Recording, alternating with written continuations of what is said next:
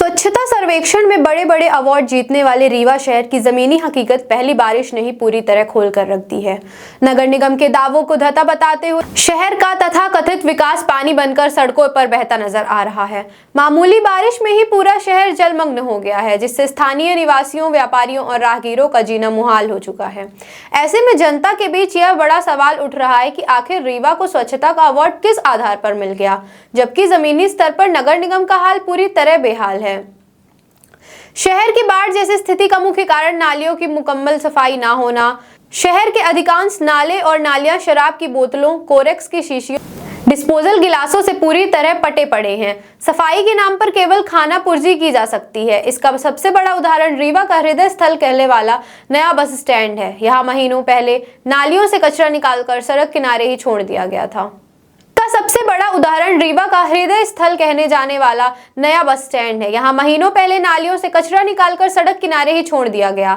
अब वह कचरा सड़ रहा है, जिससे न केवल असहनीय दुर्गंध आ रही है, बल्कि गंभीर बीमारियां फैलने का भी खतरा बढ़ रहा है। प्रशासनिक लापरवाही का सबसे असंवेदनशील चेहरा शासकीय स्कूलों में देखने को मिल रहा है। बारिश और नालियों का गंदा पानी स्कूलों के कमरों के भीतर तक घुस गया है। मासूम बच्चे और शिक्षक इस दूषित और बदबूदार पानी के बीच रहने और बैठने को मजबूर हैं। इसके बावजूद शिक्षा विभाग या नगर निगम का कोई भी जिम्मेदार अधिकारी सुध लेने को तैयार नहीं है। शहर की कानून और स्वच्छता व्यवस्था इस कदर ध्वस्त है कि ओवरब्रिज के नीचे अवैध मूत्रालय जैसी स्थिति बन गई है, जिसे जहां जगह मिल रही है वह वहीं गंदगी फैला रहा है। ना तो यहाँ आने जाने वाले यात्रियों की गरिमा का ख्याल रखा जा रहा है और ना ही प्रशासन का कोई डर है।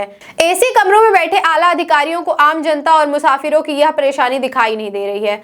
समान थाना क्षेत्र के अंतर्गत आने वाली शराब की दुकान का आलम तो और भी बदतर है। सुबह दुकान खुलने से लेकर देर रात तक यहाँ सड़कों और ठेलों पर खुलेआम शराब पिलाई जा रही है। इन ठेलों के आसपास सबसे ज्यादा गंदगी और डिस्पोजल कचरा फैलाया जाता है।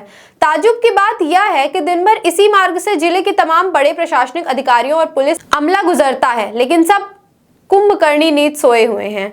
लगातार मीडिया द्वारा इस मुद्दे को उठाए जाने के बाद भी स्थिति जैसी की तैसी ही बनी है। नगर निगम आज सिर्फ कागजी दिखावों और विज्ञापनों में व्यस्त है। जनता का आरोप है कि अधिकारियों और कर्मचारियों को शहर की जनता की सहूलियत से कोई सरोकार नहीं है, क्योंकि वे खुद तो आलीशान दफ्तरों और घरों में एसी की हवा खा रहे हैं। भुगतना सिर्फ स्थानीय निवासियों, छोटे व्यापारियों और बाहर से आने वाले यात्रियों को पड़ रहा है। आज रीवा की जनता त्रस्त होकर यह पूछ रही है कि क्या उनका यह ऐतिहासिक शहर अब प्रदूषण और गंदगी का अभिशाप बनता जा रहा है। अब देखना दिलचस्प होगा कि इस जमीनी हकीकत के सामने आने के बाद भी जिम्मेदार अधिकारी कुंभकर्णी नींद से जागकर कोई ठोस कार्यवाही करते हैं या फिर हमेशा की तरह मौन साध कर बैठ जाते हैं।